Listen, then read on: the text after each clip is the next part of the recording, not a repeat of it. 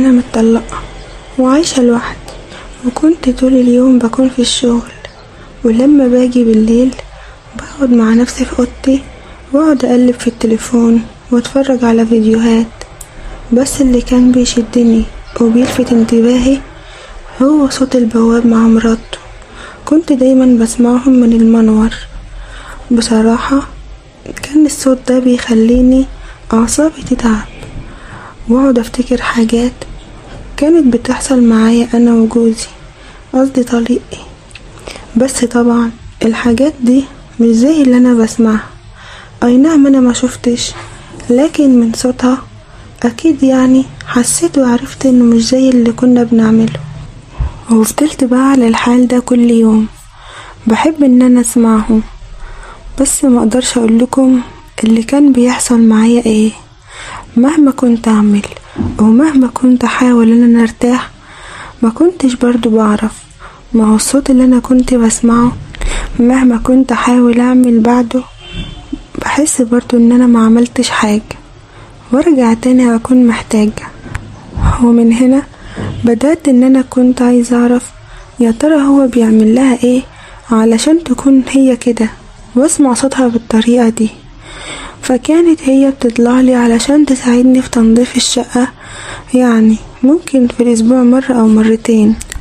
وفي يوم كانت جاية علشان تساعدني في تنظيف الشقة، فانا اتعمدت يعني ان انا اسألها، بس حبيت اجيبها بطريقة مش مباشرة، وبقيت اقول لها عاملة ايه واخبارك ايه وجوزك اخباره ايه. بقيت تقولي والله تعبانة، وانا بقيت اقول لها معلش يعني في الكلمة، ايه الصوت اللي دايما بسمعه كل يوم ده بيكون في ايه؟ لان مفيش واحدة متجوزة بيكون صوتها عالي كده، فياريت تخلي بالك شوية. قالت لي اعمل ايه غصب عني، ما هو المشكلة ان هو عنده كبير. قمت انا بقول لها مع ان يعني شكله صغير. قالت لي لا ما اقصدش كده، انا اقصد يعني انت اكيد فاهماني.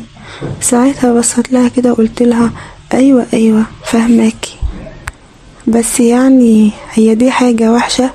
قالت لي ايوه وحشة قوي كمان، لان هو دايما بيكون عايزني ليل بقى نهار مش فارقة، وانا خلاص والله تعبت وما بقيتش قادرة ان انا اتحمل.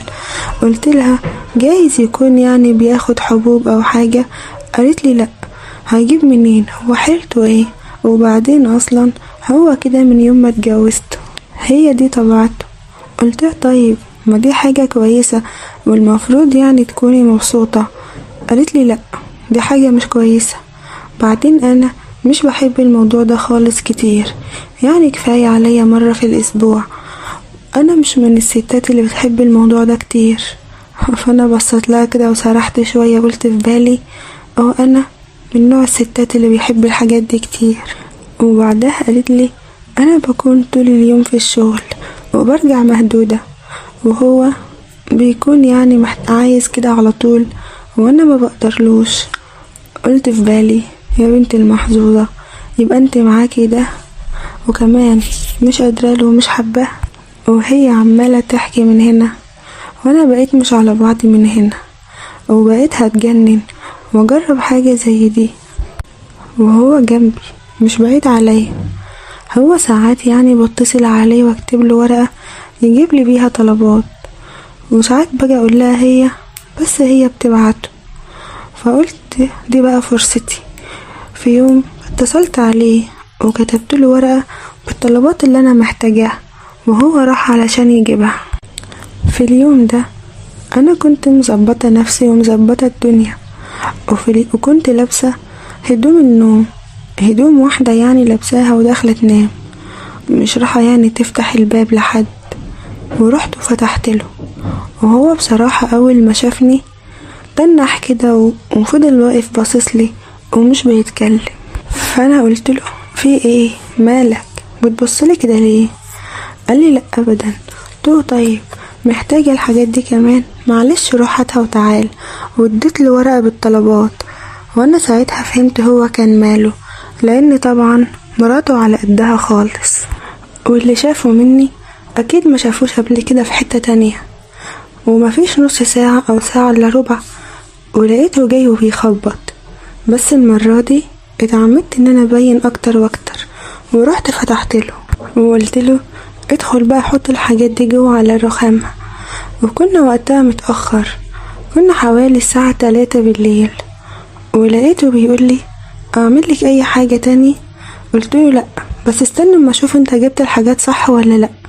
وساعتها اتعمدت ان انا اميل واعمل حركات تلفت نظره، وانا كنت متعمدة ان انا اعمل الحركات دي كلها، اميل وارجع.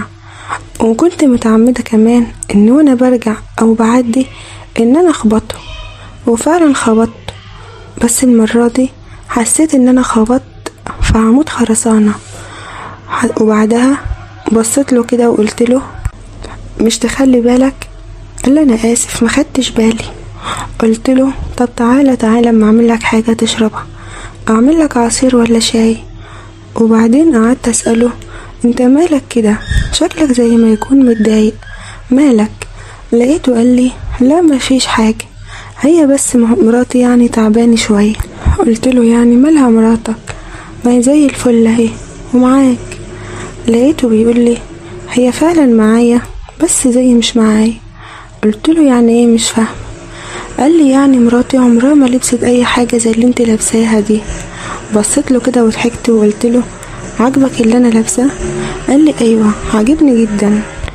فقلت له يعني هو حلو عليا؟ قال لي جدا. قلت له طيب ما انا ممكن ادي واحد زيه لمراتك. قال لي لا، حتى لو اديتهولها مش هيبقى حلو عليها زي ما هو حلو عليكي. بصراحة انا مش حاسس ان انا متجوز واحدة، انا حاسس كان زي ما يكون متجوز واحد صاحبي عمرها ما لبست ولا عملت اي حاجة. وساعتها حسيت قد ايه هو كان بيتكلم باحساس، وان كل الكلام ده كان طالع من قلبه. ولقيته بيقولي انا خلاص تعبت. واول ما قال لي كده حسيت ان انا كمان خلاص، وقعدت ابصله وهو كمان كان بيبصلي قوي. ومن هنا بدأت الحكاية بتاعتنا. وساعتها كنت حطيته في دماغي وقلت ان اللي في بالي لازم يحصل، لان هو كان حلو قوي، طول بعرض ووسيم ومهتم بنفسه بصراحة، يعني عايق في نفسه كده. وكنت دايما بتعمد ان انا الفت نظره باي طريقة، وكنت ليل ونهار بفكر فيه. يعني بصراحة كان نفسي فيه جدا. وكنت كل ما اشوف اي فيلم او اي حاجة اتخيله هو قدامي، واتخيل ان انا دايما بكون معاه. وفي يوم كلمته وقلت له انا محتاجاك تطلع لي دلوقتي بس من غير ما حد ياخد باله. قال لي هو في حاجة ولا ايه؟ قلت له لا بس تعالى عايزاك في حاجة، وعلشان يعني الوقت متأخر شوية فمنفعش ان حد ياخد باله وانت طالع. فقال لي خلاص ماشي. وفعلا طلع لي وخبط على الباب وفتحت له وانا كنت لابسة الروب وكده وقافلاه. وقعدنا نتكلم مع بعض، وقعد يعني يحكي لي قد ايه هو محروم، وان هو مش بيكون مبسوط، وان هو نفسه يتجوز واحدة تانية تكون حلوة وتكون يعني تقدر ان هي تبسطه زي ما هو هيبسطها. المهم بعد ما اخدنا الكلام قلت له بص هقولك على حاجة، انا مش بحب اللف والدوران. انا مراتك حكيت لي في مرة وهي عندي، فبصلي كده وقال لي حكيت لك ايه؟ قلت له حكيت لي على كل حاجة بينكم. بقول لك ايه؟ قال لي قولي. قلت له تتجوزني؟ قال لي ايه؟ قلت له ايوه زي ما سمعت، تتجوزني؟ اتجوزك انت فين وانا فين؟ قلت له ملوش لازمه الكلام ده. ايه انت فين وانا فين ده؟ احنا كلنا زي بعض. تتجوزني؟ قال لي ايوه طبعا، هو انا طول؟ قلت له خلاص ماشي بس انا عندي شرط صغير. قال لي ايه؟ قلت له هنتجوز بس محدش يعرف. قال لي خلاص ماشي وانا موافق. قلت له خلاص يبقى نتجوز دلوقتي. قال لي دلوقتي؟ قلت له ايوه. وفعلا قمت وجبت ورقتين وكتبناهم، وانا خلاص كنت في الوقت ده كنت معدتش قادرة. وهو كمان من ساعة لما شافني بالمنظر ده وهو كمان كان مش على بعضه. ولقيته ساعتها اشتغلني من الصالة ودخل بيا لجوه الأوضة. وساعتها حصل بينا حاجات بصراحة كنت اول مرة اجرب الاحساس ده في حياتي.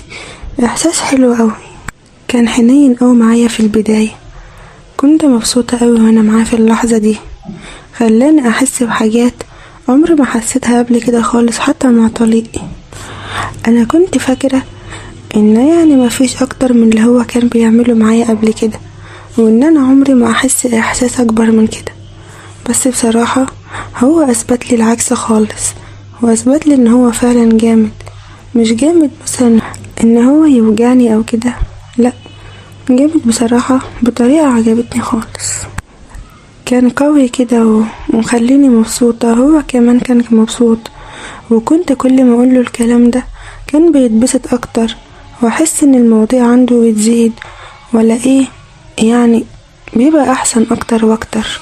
بصراحة قضيت احلى ليلة في حياتي، هو طلع مني كل الحرمان بتاع السنين اللي انا عشتها كلها لوحدي. ومن هنا ابتدت حكاية حبي للبواب.